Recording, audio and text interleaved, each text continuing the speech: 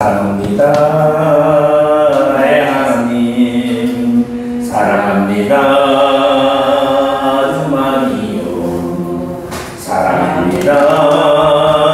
나의 예수님 사랑합니다. 그것뿐이에요. 사랑한다 하더라. 내가 너를 잘하노라. 사랑한다 내 딸아. 내가 내게 축복 더하노라. 오늘 미가는 이름이 뒤에가 가짜죠. 야엘이 아니에요. 그래서 서민이에요. 서민 선지자인데, 미가라는 뜻은 누가 여호와와 같으리요라는 뜻이거든요. 그러니까 왜 그러냐면은 누가 미가서의 7장 18절에 보면은 뭐라고 말하냐면 주와 같은 신이 어디 있으리까 이렇게 말합니다. 주와 같은 신이 어디 있으리까. 그러니까 하나님 같은 분이 어디 있습니까?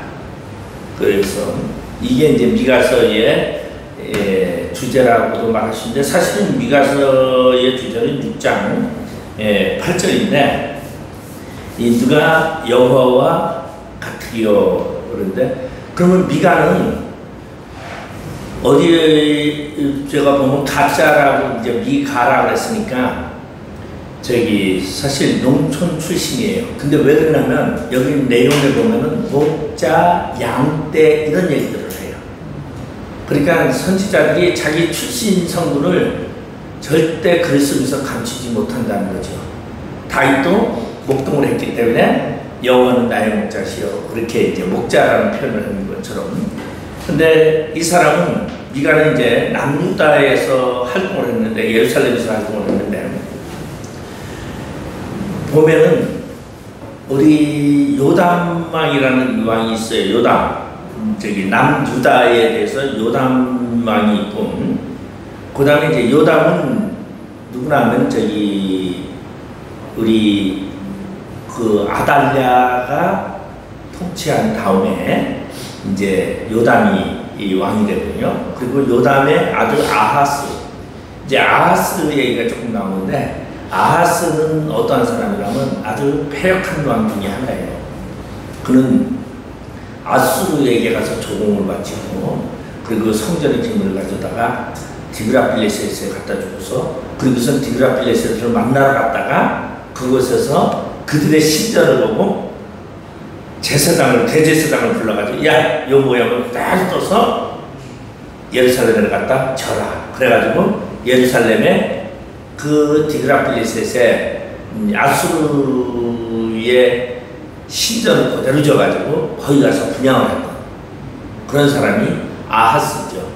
그러니까 아하스 때는 이제 그러다 보니까 아하스 때는 어떤 분이 있냐면은 이사야 시대와 동시대 사람이에요. 근데 아하스는 때는 뭐냐면 르신과 베가, 이제 다메섹과 북이스라엘이 연합을 해가지고 쳐들어오는 사건이 있어요. 그때 이제 이 이사야가 목가루 이제 가가지고 기온샘 목가루 가서 이제 거기서 아하스를 만나서 이제 이야기를 하죠. 하나님을 의지하라. 그들은 연기나는 부지깽이 같으니 그를 아수르를 의지하지 말라. 이런 얘기를 이제 하게 되는데, 그 시대의 미가니까 그 미가의 예언을 분석할 수가 있어요. 그리고 미가는 또한 뭐냐면 우리 거기 성경에 보면 1장 8절인가에 나왔나? 아니지. 지금 거기 1절에 나왔네요. 유다의 왕들 요담과 아스와 히스기야 시대에, 그죠? 그러니까 여기서 요담, 아스, 히스기야 시대에 선지 사역을 했던 모레셋 사람 미가에게 임한, 모레셋이 바로 그의 고향이라고 말할 수 있어요. 그러니까 이 모레셋 그러는데, 모레셋이라는 것은 이제 예루살렘 서남쪽으로, 그러니까 이제 여기 예루살렘이고, 여기가 이제 가드죠, 가드. 그러면 여기 이제 블레셋, 북이스라엘, 남유다, 이스라엘, 그 다음에 여기 가나안. 이렇게 이제 지도를 보면 이제 이렇게 되죠. 그러면 지금 미가는 어디에 예루살렘에서 서남쪽으로 요거 이제 경계인데, 사실은 제가 보니까 이게 이제 보면은 요게 블레셋 경계와 남유다 경계 사이에 살았다는 거예요. 경계. 그리고 북이스라엘 경계가 가까웠다는 거예요. 그래서 그러면 어디에 살았느냐? 산에 살았어요. 그래서 산에 살았는데 이 높은 산에서 살아가다 보니까 산에서 보면은 블레셋 서해 저기 지중해를 향한 이 블레셋 도시도 보이고 남유다도 보이는 그러한 환경 속에서, 그러니까 산 꼭대기 살면서 남유다를 볼 수도 있고 블레셋도 볼 수 있는 그러한 위치에서 살았다는 거죠, 미가가. 그러면서 예언을 하는데, 왜냐하면 남유다에 대해서 예언을 하는데 북이스라엘에 대해서도 지금 예언을 하고 있어요. 근데 북이스라엘에 대해서는 지금 멸망에 대해서 예언을 하고 있어요. 그리고 북이스라엘이 멸망해 가는 때에 멸망해 가는 것을 지금 미가는 보고 있고, 현재 진행형으로 보고 있고, 남유다는 멸망할 것이라는 것을 지금 얘기하면서, 그러면서 블레셋을 보는데, 왜 그러냐면은 1장 14절에 보면 이런 말이 있어요. 이러므로 너는 가드 모레셋에 작별하는 예물을 줄지어다. 그랬어요. 가드 모레셋. 자, 1절에서는 모레셋의 사람. 그러니까 모레셋이 지명인데요. 이 지명인데 가드 모레셋 했으니까, 가드라는 것은 블레셋 도시 이름이죠. 그죠? 가드가. 그러면 먼저 블레셋의 가드라는 거와 모레셋이 가깝다라는 거죠. 그러면 가드 모레셋 했으니까 블레셋 가드에 아주 가까이 있는 그곳에서 살고 있었다라고 지금 미가를 얘기를 하고 있어요. 그러면 미가는 블레셋에 대해서 너무나 잘 알고 있고, 그리고 이 이스라엘 사람이니까 남유다에 대해서 예언을 하고 있으면서 남유다에 대해서 관심을 가지고 있는데, 지금 북이스라엘은 멸망하는 걸 지금 보면서, 그러면서 하나님의 예언을 지금 말하고 있습니다. 그래서 그러면은 이 미가에 대해서는 지금 보면은 뭐 요나도 뭐 다 조사, 누구의 아들 뭐 이렇게 다 얘기가 나오는데, 미가는 부모 이야기가 나오질 않아요. 조상에 대한 언급이 없어요. 그럼 미가는 어떠한 사람이냐? 말 그대로 비천한 사람. 비천한 사람인데, 비천한 가문이고 집안이 내놓으라고 할 것이 하나도 없는데, 그래서 그는 자기 예언을 목자, 양떼 뭐 이런 걸로 표현하고 있는데, 그걸 보면 2장 10절에 보면은 이렇게 말하고 있거든요. 야곱아, 내가 반드시 너희 무리를 다 모으며 내가 반드시 이스라엘의 남자를 모으고 그들을 한 처소에 두기를 보스라의 양떼같이 하며 초장의 양떼같이 하니 사람들이 크게 떠들 것이며. 그러니까 예언을 하면서 양떼를 비유를 하고 있어요. 여기만 아니라 뭐 3장에도 그러고 3장 2절에도 이제 뼈 가죽 뭐 3절에 그런 표현을 하고 있는 것을 보면 이 사람의 직업이 목자일 직업이 많다. 그래서 목자라고 추측을 하고 있습니다. 그리고 이 사람은 이제 이사야 시대의 동시대에 같은 일을 하는데, 이사야 입장에 보면은 이사야의 출현은 언제서부터 나면은 우시아 왕이 죽던 해, 이게 이제 6장 1절에 우시아 왕이 죽던 해에 이사야가 하나님의 부름을 받아요. 근데 이사야에 대한 얘기는 요 뒤에 미가가 활동을 했고, 그리고서 이제 히스기야 때인데 요담 아하스 히스기야에 사용했는데, 히스기야가 종교개혁한 건 또 말하지 않고 있어요.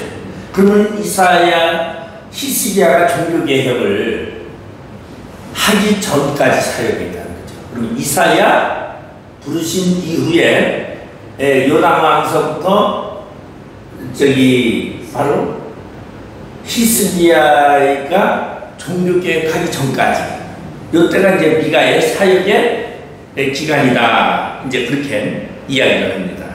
그러면은 이 미가라는 얘기는 뭘 하냐면 우리가 성탄절만 되면 미가 얘기가 꼭 나와요. 미가서 5장에 너 예루살렘아 베들레헴아 그리스 고향이 작지 아니하도다 내게서 저기 영원 그런 얘기가 나오죠. 베들레헴 5장이잖아요. 베들레헴 에브라타야 너는 유다 족속 중에 작을지라도 이스라엘을 다스릴 자가 내게서 내게로 나올 것이라. 그 근본은 상고의 영원에 있느니라. 메시아에 대해서 얘기를 하고 있어요. 그래서 미가서의 이 메시아의 예언은 모르는 사람이 하나도 없죠. 그러면 왜 메시아에 대해서 얘기하느냐? 미가가 보는 세상은 지금 멸망해 가는 세상. 그러니까 멸망하는데 하나님이 메시아를 통해서 다시 복원시킨다는 것이 미가서의 주제가 돼요. 그래서 이제 메시아에 대한 등장을 이야기하는데 이 미가가 그러면 상고에서 목자에게 목자로 자라면서 저가 있으니까 선지학교에서 교육을 받은 일이 없어요. 누가 세웠어요? 네? 누가 세웠어요? 그러니까 선지학교 안 하는. 근데 이 미가가 그럼 어떻게 했느냐? 네? 그죠? 배운 게 없는데 그 상권에서 천민이고 그러다 보니까 미가가 무슨 얘기를 하냐면 미가서는 7장밖에 없는데 짧은데 이사야 그 다음에 아모스 그리고 저기 누구 얘기냐면은 호세아 요 바로 앞시대의 사람들 얘기예요. 같은 동시대인데 조금 앞에 사람들 요 사람의 이야기를 그대로 갖다 썼어요. 이 미가서는 이 세 사람의 축소판이에요. 그 세 사람이 이야기하는 것을 이 얘기는 쉽게 얘기하면 요새도 이제 이렇게 보면은 만약에 이렇게 어느 목사님이 훌륭하게 이제 뭘 한다 하면은 그 스승이 누군가 꼭 따져요. 왜? 그걸 그대로 이렇게 여의도 순복음에 가면 정인교 목사님 스타일이 다 쓰이고요. 이 넘기는 것도 정인교 목사님처럼 넘겨요. 만두 정인교 목사님처럼 말하고 사투리까지 다 써오죠. 바로 그게 이제 저거거든요. 근데 이제 제가 놀라운 것은 우리도 보면은 최선희 목사님이 아주 저 판박이가 되고 있어요. 사실. 그대로 하는 거 아니세요? 네? 그대로 하는 거. 네, 그대로 이제. 그래 또 그럴 수밖에 없지 또 이제. 왜냐하면 또 강의하기 전에 어려우면 나한테 다 물어보고 이게 다 그러니까 그거를 그 전에는 이걸 같이 했어요. 공부를 하고 전날. 지금도 이제 좀 하지 마. 어제도 이제 항상 아주 저녁 늦게까지 그냥 잡혀가지고 제가 하는데 그게 왜냐면 그러니까 사상이 처음에는 왔을 때 완전히 달랐어요. 근데 지금 사상이 저랑 거의 같아요. 저랑 막 반발도 하고 뭐 처음엔 땡깡도 부리고 반발도 하고 막 그랬어요. 뭐 저기 나 줄로 없는다고 막 그 저기 저가 하고 울고 불고 뭐 며칠 동안 그러면서 여기저기 전화하고 뭐 내로라는 목사님들한테 전화하고 막 그랬다 그러더라고요. 제가 좀 독특하긴 한가 봐요. 그러니까 그거를 왜 자기가 신앙생활 여태까지 해봤는데 아닌 소리를 하니까 그러더니만 뭐 아마 내가 보니까 김진웅 목사님 찾아가려고 그랬었던 것 같아요. 그래가지고 막 그거 했는데 그걸 들었는데 내 얘기하고 똑같다고 그런 거예요.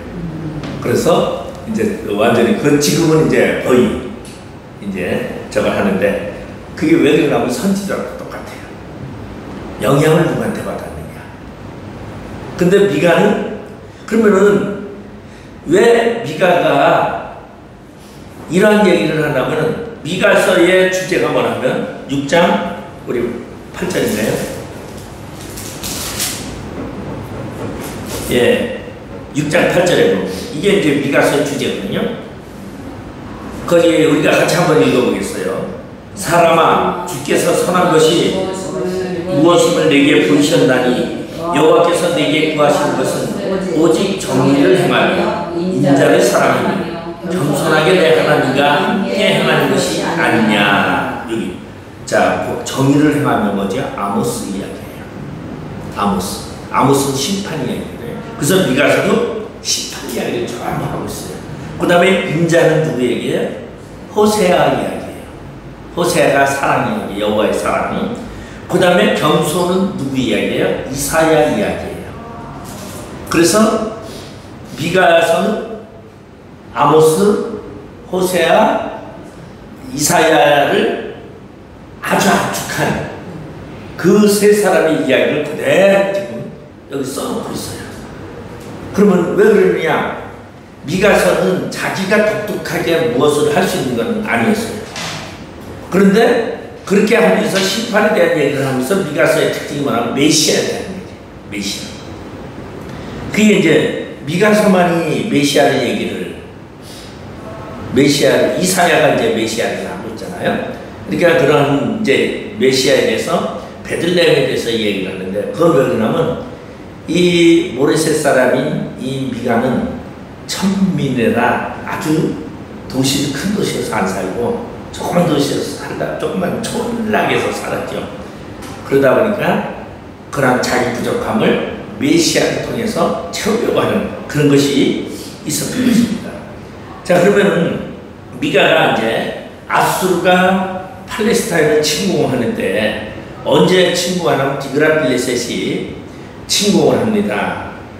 그때가 이제 뭐냐면 무나함 때에 북이스라엘에 이제 무나함이 이제 조공을 바치고 불이 내려와 이렇게 성경의 역대상에 보면 그렇게 나왔죠. 불이 내려와 무나함이 조공을 바치고 이런 얘기가 나오고 그 다음에 이제 살마네살 때에도 이제 침략을 예루살렘이 받았는데 이제 그 다음에 이제 뭐라고 히스기야 때에 706년이죠. 주전 701년, 702년에 이제 누가 내려오냐면 바로 이제 사내립이 쳐들어오는 사건. 그게 이제 왕하 18장의 이야기죠.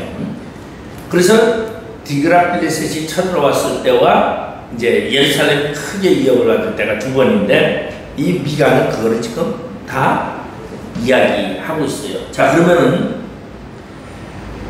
우리가 이제 명칭과 저자에서 보면은 제 교과서 가보면은 누가 여호와와 같으라는 의미다. 이 이름의 뜻이 이 이름의 의미를 이 선지자가 사상과 메시지에서 강조되었음을 우리는 7장 18절에서 본다. 그 7장 18절에 아까 제가 주와 같은 신이 어디 있으리까 이런 얘기를 했어요. 자, 그 다음에 이제 하나 보는 것은 그럼 미가서가 1장 8절에 역사적인 배경을 지금 얘기하고 있는데 1장 8절에 보면 이러므로 내가 애통하며 애곡하고 벌거벗은 몸으로 행하며 들깨같이 애곡하고 타조같이 애통하리니 이것이 예루살렘에도 미쳤습니다. 이 지금 예루살렘의 침략에 대해서 지금 얘기를 하고 있어요. 요거는 이제 언제라면은 아수르의 디그라필레셋 다음에 사르본 2세거든요. 사르본 2세가 북이스라엘을 정복을 하면서 722년에 북이스라엘을 멸망해요. 멸망하고 남유다를 이제 쳐들어오려고 하는 그 표현이에요. 그래서 북이스라엘이 멸망한 것을 보고 그 다음에 남유다가 위험에 처하는 것을 보게. 그러니까 멸망의 기운을 보게 되면 누굴 기다리죠? 메시아를 기다려요. 그래서 미가서가 이 나라도 북이스라엘을 멸망하고 남유다를 이제 멸망하고 그러면 우리에게 남은 건 뭐냐? 메시아밖에 없다라는 그 표현이 바로 미가에 대한 이야기인데 그러면은 이러한 이야기를 미가가 이제 722년에 주전 722년에 북이스라엘을 멸망한 걸 받고 그러고서는 701년에 사내립이 예루살렘에 쳐들어와서 예루살렘을 포위한 것까지 지금 보게 되는데 요때까지밖에 없어요. 그러면 요 뒤에는 무슨 사건이냐면 히스기야가 병을 고치고 저기 느수단 이야기도 없어요. 그리고 그래서 저기 병을 곤충을 받아서 사내를 죽는 이야기는 다 없어요. 그러니까 미가는 어떤 때 받느냐? 위기에 처한 시대를 본 사람이에요. 그러면 위기에 처한 시대를 본 사람은 뭘 얘기를 해요? 주여 어서 오시옵소서. 예, 그러니까 누가 주와 같으랴, 이 얘기가 이제 표현이 되는 거죠. 그리고 미가가 살고 있던 지역은 안전지대였어요. 블레셋, 북이스라엘, 남유다. 그러니까 애국과 아수르가 막강한 나라인데 그런 침략이 왔어도 거기는 쳐들어오지 않는 것이 아주 촌락이니까.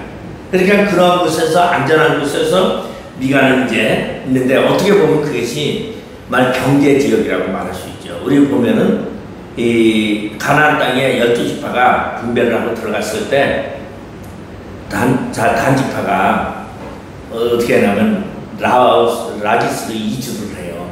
근데 이게 라기스를 이주를 하는데 거기 가서 성전을 한다고 마을 사람과 모든 걸 다 불질러버리고 다 죽여버려요. 한 명도 안 살려. 그래서 단지파의 저주가 거기서 내리는 거예요. 그래서 단지파는 이제 영원히 사라지는 거죠. 근데 그렇게 했던 이유는 왜냐? 거기가 경계 부분이에요. 팔레스타인과 이스라엘과 그 이쪽에 경계 부분이니까 산이에요. 그러다 보니까 통치가, 중앙정부 통치도 오지 않는 그런, 바로 미가가 있던 곳이 그런 세 개 나라가 가까이 있었지만은 그곳에는 이렇게 산속이다 보니까 각 나라에 영향력이 미치지 아니한 그곳에서 미가가 있었다. 그리고 미가는 멸망을 받고 종교개혁을, 히스기야가 종교개혁을 일으키는 것을 보지 못했기 때문에 비전을 보지 못했어요. 그러면 멸망 속에서는 무엇을? 이 세상은 이제 멸망밖에 없고 오직 하나님밖에 없다. 이게 이제 그러면서, 그러면 멸망은 뭐고? 멸망은 뭐라면 아모스의 정의를 얘기하는 거예요. 그러니까 아모스에 대해서 관심이 많았다는 거예요. 아모스는 심판 이야기예요, 전부 다. 그러니까 아모스의 심판 이야기를, 그 선지자의 그 예언을 받아들여, 앞부분의 선지자니까. 그러면서 이 땅에 이제 북이스라엘의 심판, 아모스는 북이스라엘의 심판을 말하고 있습니다. 그래서 북이스라엘의 심판이가 남유다의 심판, 그러면서 이 모든 나라가 심판을 받게 되고, 그러면서 여호와의 나라가 새로 만들어진다. 그게 이제 메시아 이야기죠. 그러면서 미가의 사역이 거기까지인데, 이제 어디 주석에 보면 아마 미가가 47년간 사역을 했다라는, 아마 45년인데 47년간 사역을 했다는 그런 이야기도 있어요. 그 왜 그러냐면은 요담에서 히스기야의 연대를 보면 60년이거든요. 근데 요담에서부터 히스기야가 60년에서 히스기야가 뭘 빼냐면은 저기 15년 연장됐잖아요. 그리고 그 전에 간뒀으니까 15년을 빼면 60에서 15년 빼면 한 40 몇 년, 그 정도 사역을 했다. 그렇게 표현을 하고 있습니다. 자, 그러면 이제 뭐를 얘기를 하느냐? 우리가 이제 여러분 보면은 수신자, 그 다음에 기록 목적이, 역사적 목적인 미가서는 그의 백성의 열이 없는 의식과 죄에 대한 하나님의 증오와 그들에게 베푼 하나님의 용서를 보여준다. 그래서 미가는 형식적인 예식을, 하나님에 대한 형식적인 예배를 그걸 죄라고 얘기를 하고 있어요. 아모스도 그런 얘기를 하거든요. 월삭에 하나님 앞에 예배하는 그 시간에 내가 어떻게 하면 돈을 벌고, 어떻게 하면 내가 남을 속여서 돈을 벌고, 내가 대박이라는 거, 그거를 찾게 하고, 저울 속에서 남에게 돈을 벌고, 예배하면서 제사를 지내면서, 그러한 너희들이여, 이렇게 아모스는 얘기하는 거예요. 근데 바로 이 미가 아모스의 그것처럼 그런 얘기를 지금 하고 있죠. 6장 7절에 한번 볼게요. 6장 7절에 보면 여호와께서 천천의 수장이나 만만의 강물같이 기름을 기뻐하실까? 내 허물을 위하여 내 마다들을, 내 영혼의 죄를 말미암아 내 몸은 열매를 드릴까? 하나님 앞에 드릴까? 하지만 하나님은 그걸 기뻐받지 않는다는 얘기. 그러면 뭐예요? 제사에, 예배에 형식적인 예배를 싫어하신다는 얘기를 말해주고 있어요. 그 다음에 이제 그 8절에 보면 사람아 주께서 선한 것이 무엇임을 내게 보이셨나니 여호와께서 내게 구하는 것은 오직 정의를 행하며 인자를 사랑하며 겸손하게 내 하나님과 함께 행하는 것이 아니냐. 사회적 공의를 이야기를 하고 있어요. 우리가 많이 착각하고 있는 게 우리 성경에 하나님 말씀 맞죠? 그저 분명히 하나님 말씀. 근데 성경을 왜 우리에게 줬어요? 아주 기초적인 얘기죠. 성경을 왜 우리에게 줬어요? 성경을 통해서 누구를 말하는 거죠? 예수를 말하는 거예요. 성경은 예수를 제시하기 위해서 있는 거예요. 성경을 통해서 하나님을 경배하라는 거 아니에요. 자, 율법을 왜 줬어요? 율법을 너희들이 도덕적으로 살으라고 율법을 준 거예요. 율법을 통해서 하나님을 경외하라는 게 아니에요. 근데 우리 착각하고 있어. 율법이 하나님을 경외하는 걸 착각하고 있다는 거예요. 아, 율법은 원래 율법은 뭐냐면 사람 안에 도덕적이고 윤리적인 그리고 사회 공동체를 이뤄가기 위한 하나님의 계획이 율법을 통해서 만들어졌어요. 그래서 율법으로는 구원을 못 받아요. 율법은 하나님과 관련이 없어. 근데 여기 이제 참 조심스럽게 내가 만약에 교회에서 평신 너한테 나오면 이렇게 말 못해요. 지도자니까 이제 이 말을 하는 거예요. 율법은 그래서 율법으로는 구원이 있을 수가 없어. 사회 공동체 속에서 죄를 말하는 거야. 공동체 속에서 윤리관을 말하고 공동체 속에서 잘못된 것들을 법으로 만들어 가지고 이것이 죄라는 걸 가르쳐 주는 거예요. 그럼 이 문제를 어떻게 해결해야 되느냐? 예수 안에서 해결해야 된다는 거예요. 그럼 예수 안에는 법이 있어요, 없어요? 법이 없어요. 예수 안에는 자유만 있어. 근데 뭐가 있어요? 그러면은 거기서 예수 안에서는 좋은 게 뭐냐면 예수를 영광 돌리고, 그러니까 하나님을 영광 돌리는 게 그게 옳은 거고 선이고, 하나님을 근심하게 하고 예수를 핍박받게 하고 예수를 영광을 가리우는 것이 죄야. 이해가 돼요. 그러니까 예수 안의 삶은 하나님을 영광 돌리는 게 선이고 하나님을 가리우는 게 죄야. 근데 율법은 삶의 도덕적, 윤리적, 사회 공동체에 이익이 되지 않으면 그게 죄고, 이익이 되면 그게 선이에요. 그러니까 차이가 엄청나게 있어요. 네. 근데 우리는 지금까지 어떻게 생각해서 십계명을 통해서 하나님을 섬기는 줄 알고 있어. 근데 섬기는 게 아니야. 이거는 뭐 제 얘기가 아니라 주석을 찾아보던 뭘 해도 다 그렇게 나와 있어요. 근데 우리는 그렇게 착각을 하고 있어요. 그러니까 십계명이 도덕법이지 정규법이 아니야. 근데 우리 정규법으로 착각하고 있다는 거예요. 이거는 아마 인터넷에 들어가서 찾아봐도 되고 어디 주석을 봐도 되고 어디 다 봐도 모든 게 다 그렇게 써 있는데 우리는 보이지 않게 왜 그게 그렇게 됐는지 몰라요. 왜 그렇게 되었을까? 제가 그 이유는 뭐냐면 우리는 이게 뭐냐면 율법을 통해서 하나님을 발견하라고 율법을 주신 거예요. 네? 하나님을 경외하는 법을 가르쳐 준 게 아니고 율법을 통해서 하나님을 발견하라고 주신 거예요. 죄를 알아라. 그럼 죄의 문제를 어떻게 해결해? 하나님을 통해서 해결해야 되는데 죄 해결하는 방법은 뭐야? 그게 종교법이야. 그게 어디 있어? 레이기에 있어. 성막법 있어. 이게 다 종교법이야. 그렇지만 인간 공동체법은 윤리, 도덕, 사회법이에요. 신앙법. 근데 우리는 점점 교회가 지금 우리 교회 예배당이 교회가 뭐죠? 공동체. 무슨 공동체? 교회 공동체야. 지금 예배당이 교회 공동체가 모여서 하나님께 예배하는 곳이야.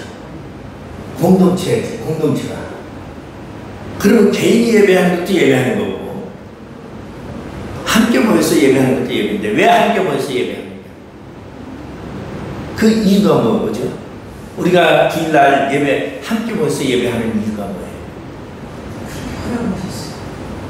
혼자서 하나님을 예배하면은 진정으로 뭐가 마음이 같이 모이면은 마음을 합해서 더 하나님을 더 좋아하고 그리고 깨닫는 것도 더 많아지기 때문에 우리가 연합 공동체로다가 같이 예배를 드려요. 혼자 하면 소리 많이 하고 솔직히.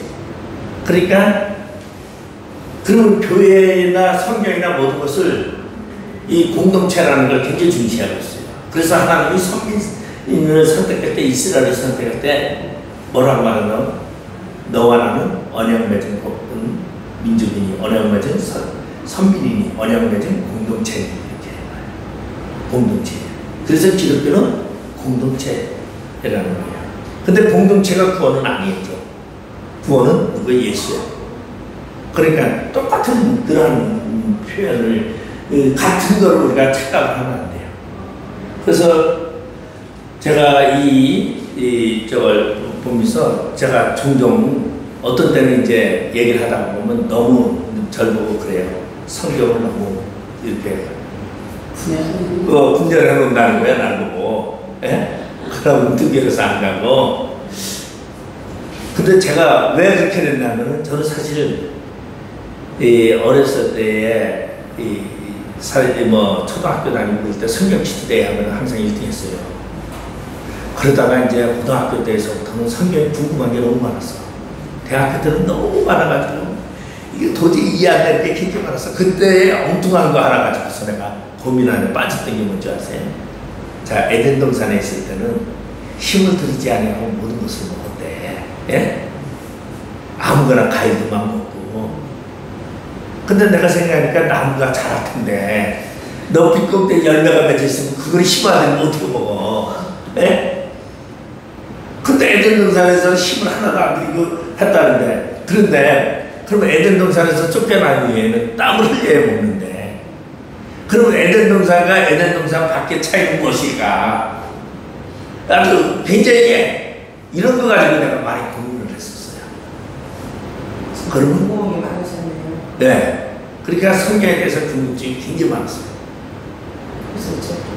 그러다 보니까 이 성경을 알려고 역사 보고 다 뒤지고 과학 정지까지 내가 다 보고 이러다 보니까 지금 이제 제가 됐는데, 남들은 생각도 안 하는 거 가지고 나는 고민을 해가지고, 그래서 그때 막 나라는 결론은 뭐냐, 에덴 동산에 있을 땐 힘이 있었고 파워가 있었고, 에덴 동산에 쫓겨난다면 힘을 잃었다. 내가 이제 그때 그렇게 생각해요. 그게 뭐냐면, 자, 어린아이가 물주전자 하나 듣는 건 힘든데 장년이 듣는 건 쉽다.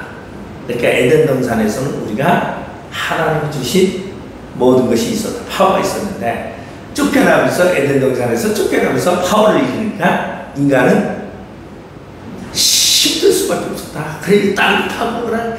이게 힘 있을 때는 아무것도 아닌데, 예? 그런 생각을 이제 막 해봤어요. 그러니까 그런 궁금증이 있다 보니까 또 누구도 가가지고 목사님한테 이 성경 구절 좀 설명. 그러면 옛날에는 목사님들이 설명해 주는 건 하나도 없고 그냥 믿어. 그냥 믿는 거야. 처음 이랬지 설명해 주는 사람이 하나도 없었어. 그러니 너무 그냥 그 덕에 내가 하나님 옆에 조건을 붙인 게, 그런데 신학을 가는데 하나님 내 말씀을 열어주세요.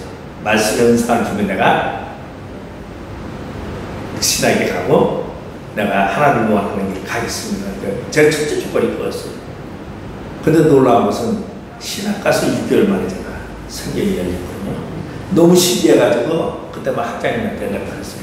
학장님, 난 성경을 보면요 막 성경이 이해가 되고 해석이 되고 막 사는 것처럼 막 움직여요. 그랬더니 말씀의 은사를 받았대요. 그래서 빼도 박도 못하고 이제 저걸 왔는데, 근데 참 그래요. 제가 성경을 지금도 보면은 성경 똑같이 같이 구절을 읽어놓어도 내가 분해하고 해서 제일 빨라요. 어느 누구보다도. 그냥 성경 보고. 그래서 지금 난 성경 보고 성경 앉아서 한 5분 동안에 성경 본문 뭐가 생각나면 그 본문이고 그 본문 적은 거예요. 강제성에서 그냥 한 3번만 읽으면 설교 다 정리가 돼 있어요. 그걸 하려고 했던 건 아닌데 그렇게 그 은혜죠. 은사죠. 하나님이 주신 은사죠.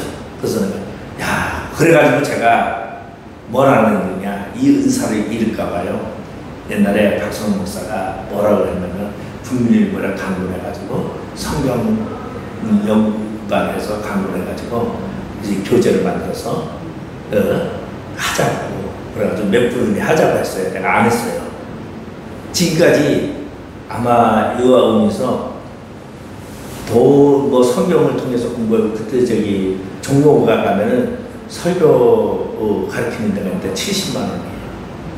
저기 10주 가르치는 막 그런 게 막 있는데 그걸 하자는데 안 했어요. 지금까지 절대 돈 받고 안 했어요. 왜 안 했느냐?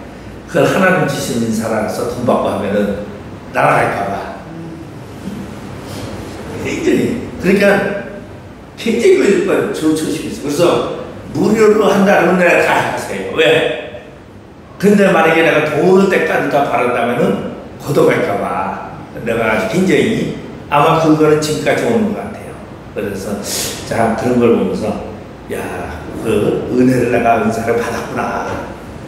근데 이제 어떤 때는 좀 보면은 다른 사람이 고민하지 않는 것까지 고민을 하니까 이게 조금 이제 가끔씩 그런 때가 있어. 자 그러면은 여기서 이제 교리적 목적, 지도적 목적에서 그리스도를 야곱의 하나님 4장 2절에 그 다음에 4장 3절에 열국의 심판자 그 다음에 베들레헴에서 탄생한 이스라엘 통치자 이건 이제 메시아 베들레헴아 그 얘기예요.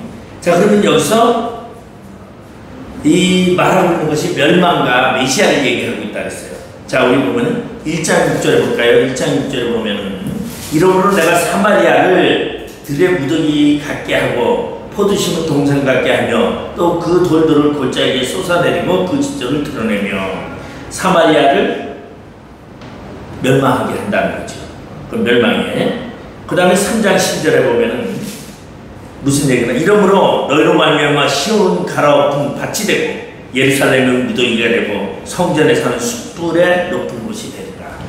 예루살렘 멸망을 얘기하고 있어요. 그러니까 사마리아, 북이스라엘, 남유다 멸망을 다 이야기하고 있는데 이 미가가 이제 얘기하는데 그러면 미가는 누구한테 배워서 하는 게 아니라 우리 누구누구나 아모스도 선지학교 출신이 아니에요. 뭐를 통해서? 예언자의 예언을 통해서 그리고 하나님의 계시를 통해서 아모스 선지자를 만들죠. 미가 그 동시대의 이사야, 호세아, 그 다음에 아모스를 통해서 그걸 소중히 여기는 거죠. 우리 현대 시대에 보면은 한 10년 전에만 하면 저기 중국에 이름이 적었는데 그 대단한 사람 그 사람은 깜빵이었는데 감방에 항상 막 보여지고 뭐 대단했잖아요. 근데 그런 사람들이 문제점이 뭐가 있냐면 성경과 비춰보면 성경과 많이 틀린 게 많아요. 그러니까 예언받는다는 사람들이 많은 이쪽으로 성경과 비춰보면 많이 성경과 이렇게 좀 벗어나는 게 많죠. 그럼 그 예를 가짜니까 반반이라고 생각해요. 네? 반반이라고 생각해요. 네, 그걸 맞아요. 하나님의 계시도 맞고 그렇지만은 거기에 잘못된 생각과 사고가 그것을 만들어주네요. 그러니까 계시라는 것은 하나님의 계시가 없는 건 아니에요. 분명히 있는데 근데 그러면은 뭐래나 배우고서 하는 사람은 분별을 할 줄 아는데 배우지 않은 사람은 분별을 못하는 거예요. 그러니까 그냥 다 빠져가요. 네, 그래서 이제 문제점이 거기서 이제 되는 건데 그러면 미가도 걸르는 게 뭐냐면 미가가 바로 이사야, 아모스, 호세아를 통해서 자기의 예언을 걸는 거예요. 그래서 말을 할 때 자기가 받은 계시를 그 사람의 말로다가 표현을 하고 있어요. 그래서는 이사야의 메시아론을 지금 이제 마지막에 붙이고 있죠. 그러니까 굉장히 똑똑한 사람이, 독학한 사람이잖아, 이 사람은. 예. 그 다음에 5장에 보면 예수 탄생을 이제 이야기하고 있고, 그리고 인간은 뭘 해야 되느냐, 6장 8절에 보니까 공의를 행하고 인내를 사랑하고 겸손한 것을 가져야 한다. 이게 이제 미가서의 이야기고, 그 다음에 이제 정치 배경, 시간이 다 됐네. 그러면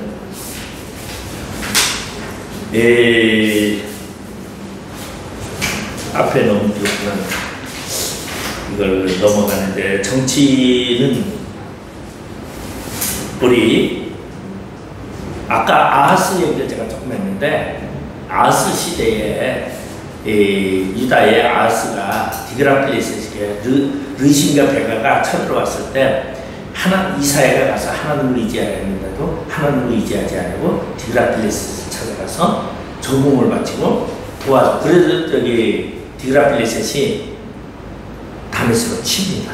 그리고 다메섹에 보면은 르신을 죽이죠. 그러니까 위기에서 벗어났어요. 그러니까 위기에서 벗어났는데 이 아하스가 위기에서 벗어나면서 뭐를 하냐면은 디그라필레셋의 아수르의 신이 대단하구나, 우리 여호와보다 더 대단하구나 생각하고 아하스가 그곳에 가서 신전을 보는 모양 그대로 대제사장을 불러서 요거를 그대로 재가지고 요걸 그대로 갖다가 예루살렘에 쳐라. 그리고 지구서는 뭐 합니까? 제사를 지냈죠. 우리 그걸 잠깐 왕하 16장 왕하 16장에 보면 왕하 16장 7절은요 아하스가 디그라필레셋에게 요구하는 거죠. 아하스가 아수르 왕 디그라필레셋에게 사자를 보내 이르되 나는 왕의 신부요 왕의 아들이라. 이제 아람 왕과 이스라엘 왕이 나를 치니 청하건대 올라와 그 손에서 나를 구원하소서 하고, 자신이 디그라필레셋의 아들이래요. 지금 누군데 하나님의 나라, 하나님의 성국가의 왕이 자기는 왕의 신복이고 왕의 아들이라고 이런 비굴한 얘기를 하죠. 그리고서 뭐라고 말하냐면 10절에 보면은 아하스 왕이 아수르의 왕 디그라필레셋을 만나러 다메섹에 갔다가 거기 있는 제단을 보고 아하스 왕이 그 제단의 모든 구조와 제도의 양식을 그려 제사장 우리아에게 보냈더니, 아하스 왕이 다메섹에서 돌아오기 전에 제사장 우리아가 아하스 왕이 다메섹에서 보낸 대로 모두 행하여 제사장 우리아가 제단을 만든지라. 그 제단을 만들고요. 그리고 10절에 보면 왕이 다메섹에서 돌아와 제단을 보고 제단 앞에 나가 그 위에 제사를 드리되 자기의 번제물과 소제물을 불사르고 또 전제물을 붓고 순제 짐승의 피를 제단에 뿌리고, 또 여호와의 그 성전 앞에 있는 녹제단을 새 제단과 여호와의 성전 사이에서 옮겨다가 그 제단 북쪽에 그것을 두니라. 이제 하나님의 성전인 제단과 그 다음에 아수르의 제단을 만들어 놓고요. 그 가운데나 이 노크루스를 옮겨다 놓고 거기서는 성벽더라는 거예요. 이 아하스가 이거는 뭐 그래 이런 걸 보고 봤으니 그거를 이게 저 소문이라는 거예요. 그러니까 미가는 뭐라 그래? 나는 망하였다. 그게 나올 수밖에 없는 거지. 왜? 왕이 저러니 이제 망하는 건 시간 문제다. 그 아하스 시기가 주니까 포인트니까. 그래서 이제 이때의 정치적인 배경은 이제 그거로 지금 보고 있고, 그 다음에 이제 이번에 사회가 있어요. 사회는 가난한 자, 부자들이 토지를 탐하고 가난한 자를 약탈하고, 그리고 여인들을 그들의 집에서 쫓아내고 타락한 사업윤리가 행해졌다. 이거는 부정한 저울과 거짓주. 이건 아모스에서 나오는 얘기들이에요. 아모스에서 나오는 얘기를 그대로 미가도 하고 있어요. 그러니까 미가의 독창적인 글은 사실은 이게 없어요. 미가. 왜냐하면 그러니까 천민이고 배운 것이 맞지 않기 때문에 그래요. 그러니까 우리가 보면은 이 새로운 것을 만드는 사람은 어때요? 뭐 좀 많이 배우고 그런 사람은 새로운 걸 만들지만 그렇지 않은 사람들은 스승을 따라서 가게 돼요. 여기 와 계시네. 네. 여기까지 하고서 미가서를 마치도록 하는데 반만 하다가 미가서를 마치는 기분이네요. 네. 자, 기도하고 마치겠습니다. 아버지 감사드립니다.